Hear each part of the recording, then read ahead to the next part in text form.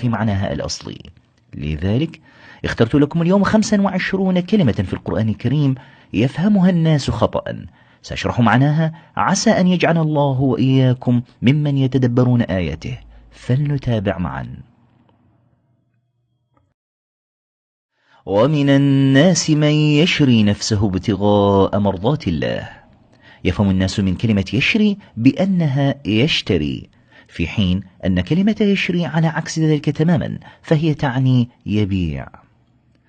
فإن اعتزلوكم فلم يقاتلوكم وألقوا إليكم السلم. يفهم الناس من السلم هنا أي السلام وإلقاء التحية، لكن معناها أن يستسلموا وينقادوا لكم طائعين.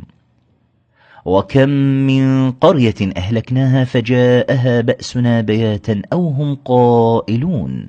يفهم الناس من قائلون أي يقولون، في حين أن قائلون من القيلولة وهي وقت القائلة أي منتصف النهار.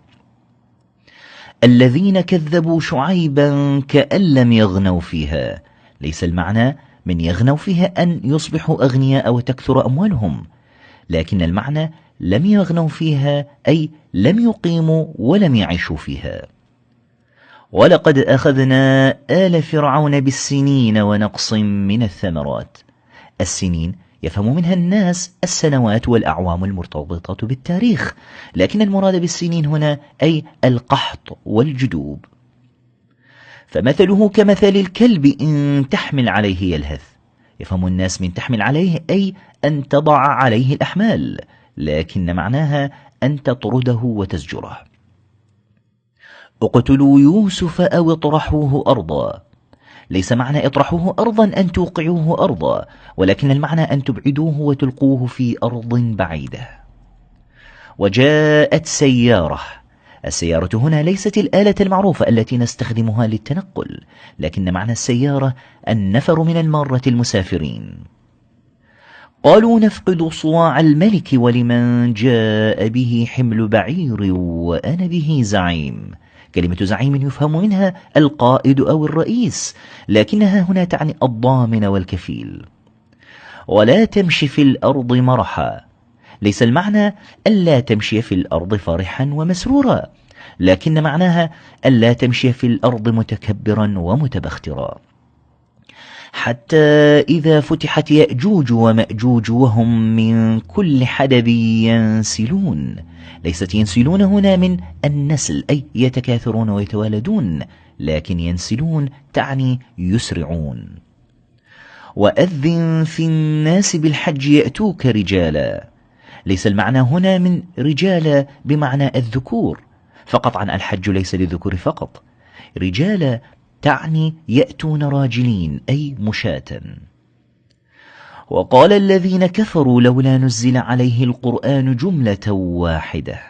يفهم الكثيرون من جملة واحدة أي عبارة واحدة، لكن المعنى أن ينزل دفعة واحدة.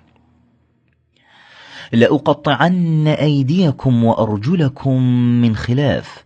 وعد فرعون أن يعذب السحرة بأن يقطع أيديهم وأرجلهم من خلاف، لا يعني ذلك من الخلف، لكن المعنى أن يقطع اليد اليمنى للساحر ورجله اليسرى، أو اليد اليسرى والرجل اليمنى.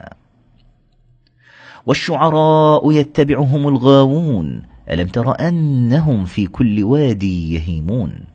ليس المراد هنا الأودية المعروفة، لكن في كل واد يهيمون تعني أنهم يخوضون في كل فن من الكلام، فتارة تراهم يشتمون شخصا وتارة أخرى يمدحون آخر. فلما رآها تهتز كأنها جان.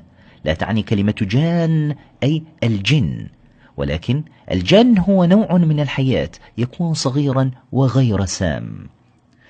أإله مع الله بل هم قوم يعدلون. لا تعني يعدلون هنا من إقامة العدل، لكنها تعني يعدلون عن الحق أي يميلون عنه ويتبعون الباطل، وذلك بأن يجعلوا مع الله إلها آخر. واقصد في مشيك واغضض من صوتك. لا تعني اقصد في مشيك أي حدد اتجاهك في مشيك، لا، ولكن المعنى أن تتوسط في مشيك أي لا يكون مشيك ببطء شديد ولا بإسراع شديد. ورفعنا بعضهم فوق بعض درجات ليتخذ بعضهم بعضا سخريا.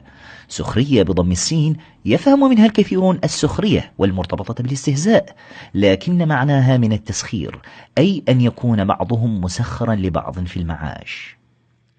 ولما ضرب ابن مريم مثلا إذا قومك منه يصدون، ليس يصدون هنا بمعنى الصد أي يمنعون، لكن المعنى أي يضحكون ويضجون. قالوا إنا كنا قبل في أهلنا مشفقين، ليس المعنى هنا مشتقا من الشفقة والرحمة، لكن مشفقين تعني خائفين من العذاب. وأنه هو رب الشعرى.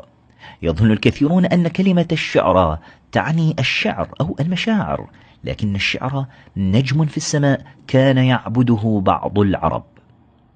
وله الجوار المنشآت في البحر كالأعلام. الجوار تعني السفن التي تجري في الماء وليست جمع جارية. أما الأعلام فكثير من الناس يعتقد أنها تعني الرايات، لكن الأعلام تعني الجبال. مثل الذين حملوا التوراة ثم لم يحملوها كمثل الحمار يحمل أسفارا.